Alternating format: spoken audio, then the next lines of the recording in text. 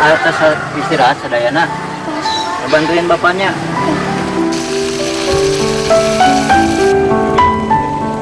Pada jam istirahat sekolah, para siswa biasanya melepas penat dengan menyantap jajanan di sekitar sekolah. Lain halnya dengan Ai Lastri. Bocah kelas 4 SD ini justru memanfaatkan kesempatan itu untuk membantu ayahnya berjualan cimol di depan sekolah.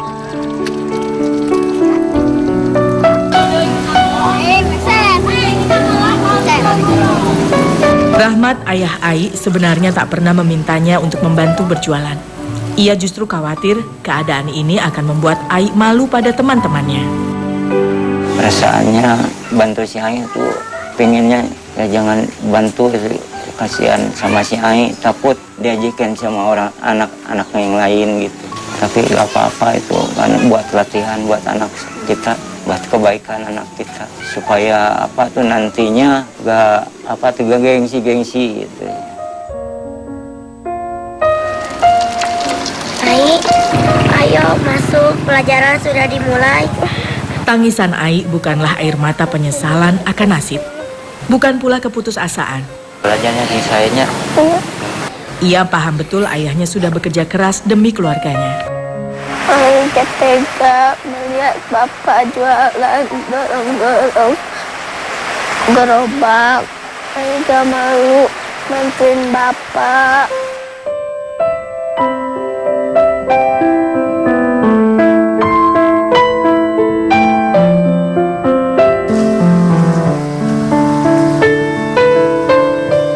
Terlahir di keluarga tak mampu telah menempa Ai menjadi anak yang mandiri. Ia selalu ingin membantu meringankan beban kedua orang tuanya, apapun caranya. Assalamualaikum. Sudah setahun belakangan ini, Ai ikut membantu ibunya bekerja di agen pengepakan camilan, makaroni, dan basreng alias bakso goreng. Ai pengen bantu mama sama bapak karena kasihan. Di Lewisari, Tasikmalaya, industri rumahan memang biasanya hanya mengerjakan proses produksi saja. Sementara pengepakan produk dilakukan oleh sejumlah agen.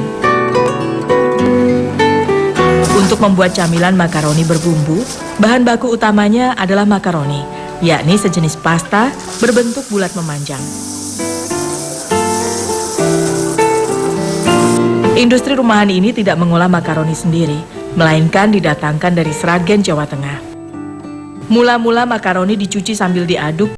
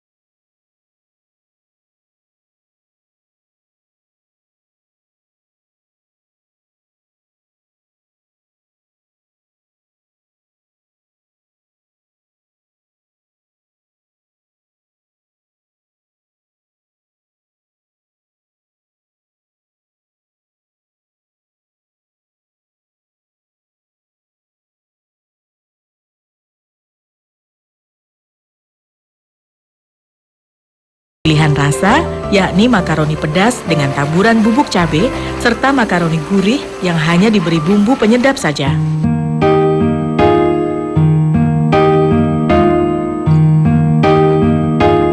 Selain makaroni, ada juga bakso goreng atau yang akrab disebut basreng.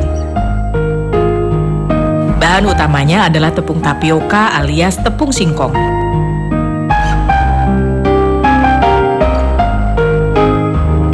Untuk memudahkan takaran dalam proses pengolahan, 1 karung besar tepung tapioka dibagi menjadi 7 karung kecil. Setiap karung kecil berkapasitas 6 kg tepung tapioka ini kemudian ditaburi bumbu, yakni 1 mangkuk garam dan 6 siung bawang putih. Bahan lain yang dibutuhkan adalah ikan. Berbeda dengan pembuatan basreng di tempat lain yang hanya menggunakan ikan air tawar, industri ini justru menggunakan ikan kunir, yakni sejenis ikan laut yang didatangkan langsung dari Pekalongan, Jawa Tengah. Ikan laut lebih tinggi kandungan seratnya, sehingga akan sangat berpengaruh pada tekstur basreng. Agar tetap segar, ikan yang sudah dihilangkan tulang dan durinya ini harus selalu disimpan dalam lemari pendingin.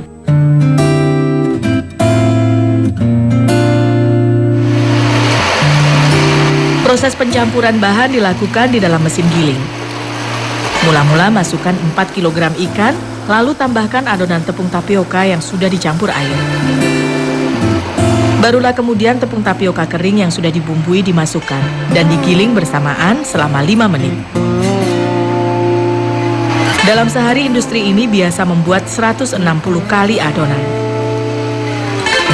Selanjutnya adonan dicetak secara manual dengan genggaman telapak tangan yang dibantu sendok. Agar tidak lengket dan langsung kenyal, basreng yang sudah dicetak langsung dimasukkan ke dalam wadah berisi air hangat. Suhu air tidak boleh terlalu panas karena akan membuat basreng retak. Bulatan-bulatan basreng kemudian direbus selama 15 menit dengan api besar. Lamanya proses perebusan ini dipengaruhi oleh kualitas ikan. Jika ikan berkualitas bagus, proses merebus akan lebih cepat. Setelah matang, basreng ditiriskan sambil diangin-anginkan. Agar tidak lengket satu dengan lainnya, basreng juga dioles minyak goreng. Selanjutnya basreng dikemas dalam plastik berukuran 10 kg. Dalam keadaan basah, basreng hanya mampu bertahan 3 hari. Basreng ini biasa disebut basreng super. Selain karena bahan bakunya berkualitas, ukuran basreng juga lebih besar.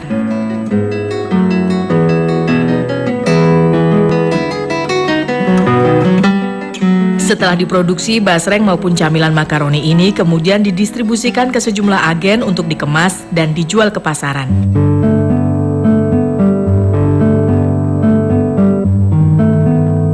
Agen pengepakan inilah tempat Ai bekerja. Ia bertugas untuk memotong basreng menjadi irisan basreng goreng.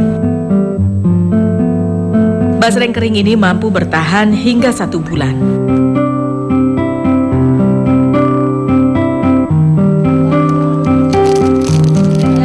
Selain itu, Ai juga bertugas membungkus camilan makaroni. Di tempat ini, Ai hanya sekedar membantu pekerjaan ibunya saja. Sang ibulah yang akan menerima upah. Tak banyak memang, hanya 10 hingga 15 ribu rupiah per hari. Tapi jumlah ini sangat membantu perekonomian keluarganya. Ai nggak tahu bayarannya, dikasih ke mama. Yang penting Ai bantu kerja ibu.